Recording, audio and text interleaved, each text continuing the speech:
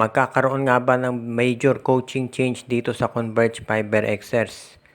Hindi maganda naging simula ng Converge dito sa konferensya at marami nagsasabi na ang dahilan dito ay yung pag-alis dito kay Charles Chu at pati na yung pagkawala ni Raiko Toroman.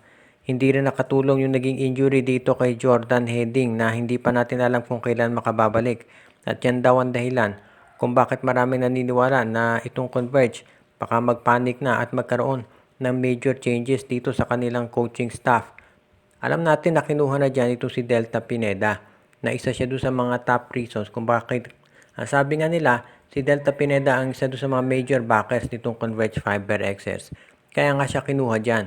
At all due respect naman kay Pineda, in fairness sa kanya, napag-champion niya itong Pampanga dito sa MPBL. Nakita natin yan. Pero sabi nga nila, iba yung laro sa MPBL, iba dito sa PBA. Kaya siguro yung coaching style ni Pineda baka hindi pa angkop dito sa estilo sa PBA, sa professional. Kaya nga ang balita, baka ang Converge daw kumuha ng mga active consultant na pwede pang tumulong dito.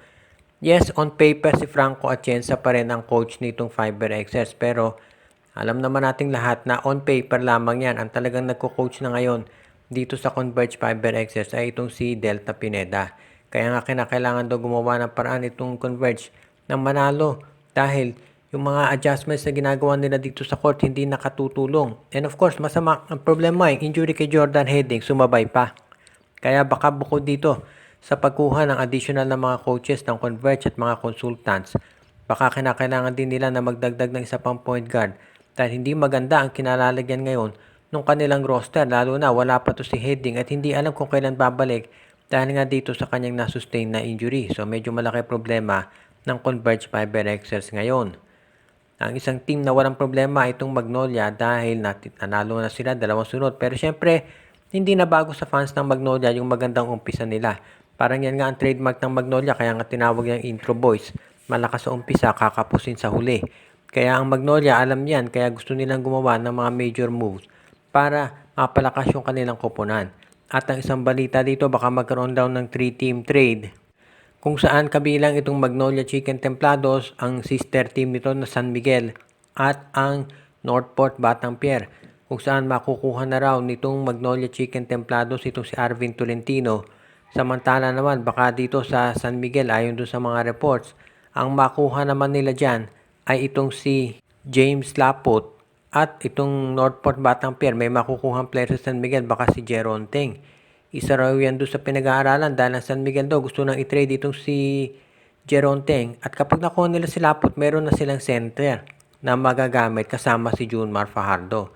Kapag nangyari yan, baka to si Tautua, i-trade na rin nila kapalit nitong si William Navarro. So maraming posibleng mangyaring movements dito sa San Miguel. Maski na dito sa Magnolia at Northport. Itong 3-team trade na to ay pinag-aaralan pa ng PBA kung matutuloy.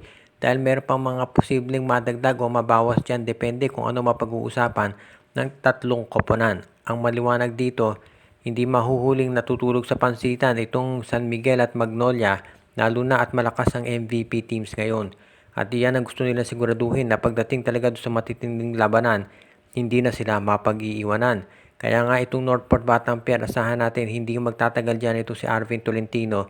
At eventually iyan ay matatanggal dyan at malilipat dito sa SMC dahil marami naniniwala masyadong maganda laro ni Tolentino para siya manatili sa isang farm team.